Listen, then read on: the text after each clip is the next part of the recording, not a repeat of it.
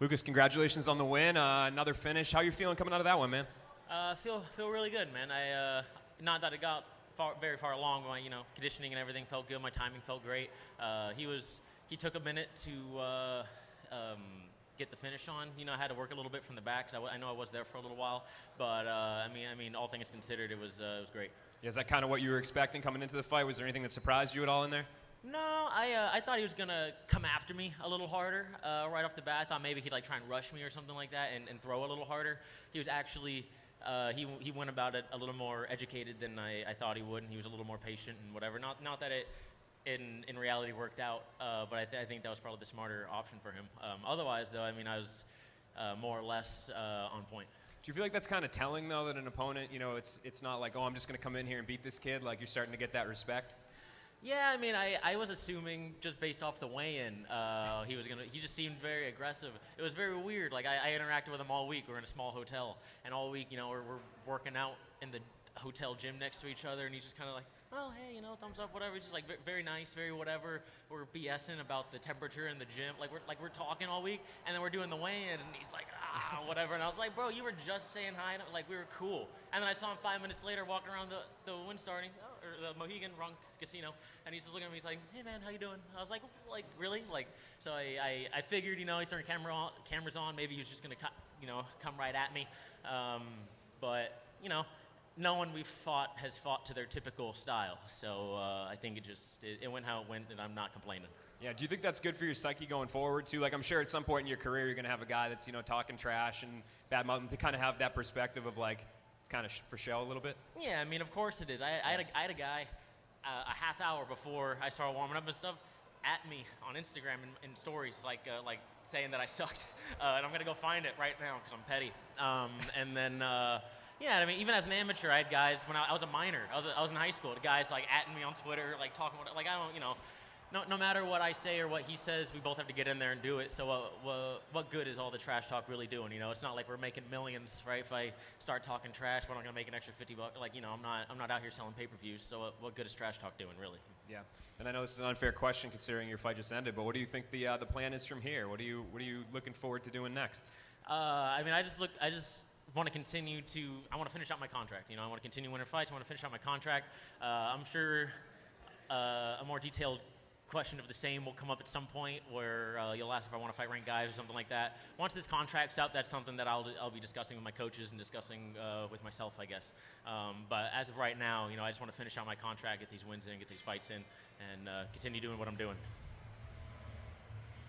Congrats on the win, Lucas. So just like you mentioned there, you kind of want to finish off your contract. Is there a timetable that you want to get back in there, in terms of right, everything's healthy and everything like that?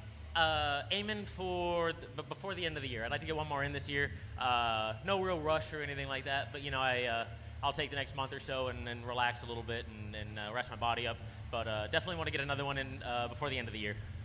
And fun question here is, hence the nickname Skywalker. Have you gotten a chance to watch the Kenobi show yet? I watched the Obi-Wan finale while I was cutting weight. It was a vibe. I was really chilling. It was a good finale, and I was trying not to think about the many pounds that were coming out of me. Yeah, I'm not as big of a Star Wars nerd as it's made out to be. It just kind of goes with the name, but yeah, I mean, it was good. It was good. Thank you. Appreciate it. You're one of the fastest rising prospects in all of MMA, not just Bellator. When that contract ends, I gotta ask you, does your loyalty lie with Bellator MMA? Of course. They've they've treated me amazingly well. I have zero side eye at any other organization right now. I'm very appreciative of everything that they've given me, and that they've given me this opportunity to continue fighting for them, and I aim to continue out the rest of my career with them. And yeah, I mean, I really appreciate the spot that I have here and how they treat me, and I'm not just some other guy. Everyone here gets a lot of focus, and they treat everyone very well. So yeah, I aim to be here.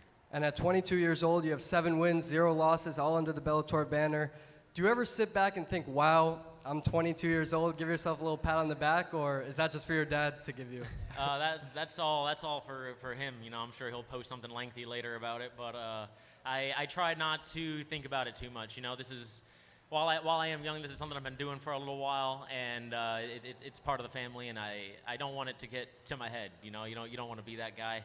I stay appreciative of what I have for what I have right now, and what I'll continue to build for myself. And yeah, you don't want to get too, even not even thinking about age, just trying not to get too like egotistical about it. You know, it's keep your head in the game a little bit. And yeah, I mean, it's awesome. You know, it is an awesome thing if you want to look at it objectively, but I try not to think about it too much.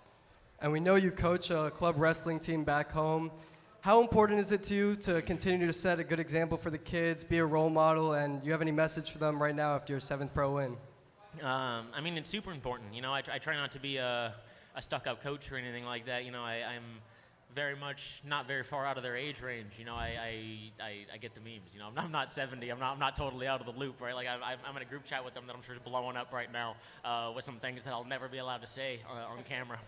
But it's you know, I'm very appreciative of that group, and you know, it's just something that you know, I love those guys, and I can't wait to go back to them. You know, we just got invited to something really big out of state, and so I'm going to go back and you know, hunker down on coaching for the next little bit while I'm training. And yeah, no major message besides that, you know, I'm coming back to beat them all up, and I hope they're ready. And after a dominant performance like this, securing the first round finish, you planning to take a little extended vacation right here in Connecticut, or how do you plan to celebrate the win? Dude, I hope, you know, I really like you, dude. I like your page. I like everything you're doing. I hope that video never blows up. I hope if someone else's video blows up, dude, I hope it's someone else's, man. That's not, like luckily it hasn't gone anywhere yet, so I can walk out there and say hi to people, but dude, in like a month. Like, if I came back by the end of the year, dude, I would get booed. Not that I really care. Like, I've seen what makes them cheer, but like, you know, like I'm not. I hope if any of your interviews blow up, it's not that one. All right, Thank but you, I man. do like your stuff. I appreciate it, man. Thank you. Congratulations.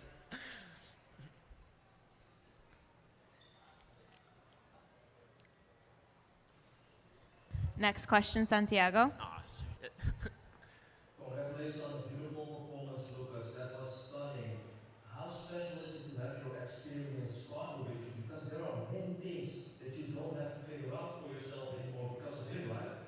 Yeah, I mean, he's definitely given me a lot of insight on the sport. Not only being the coach for the technical aspect of fighting and whatnot, but he's someone who already went through, you know, all the preparation and all the, you know, having managers or not having managers and all those things. Like, you know, I've been able to skip through, I think, some of the difficult parts that other up and coming guys might have, just because I have someone like that in my corner who was there while those things were being built, those foundations were being built. Now that they're built, you know, he's kind of got that blueprint laid out for me. So yeah, you know, it helps a lot. This is your third first round submission win in a row now, and you look naturally to do it, but you're still so young. When it hit the nets, that's really where you excel, right? How good does a submission feel for you? I mean, a submission's awesome. You know, if I'm being honest, I'd be just as happy if it was a decision. You know, I'm happy to come out on top of it.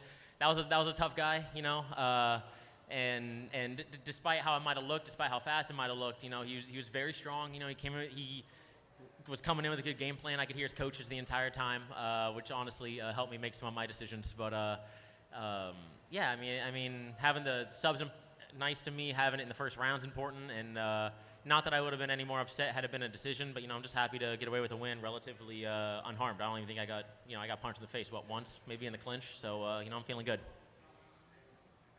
Enjoy the victory, sir. Thank you. All right, that concludes our time. Thank you so much. Sweet. All right.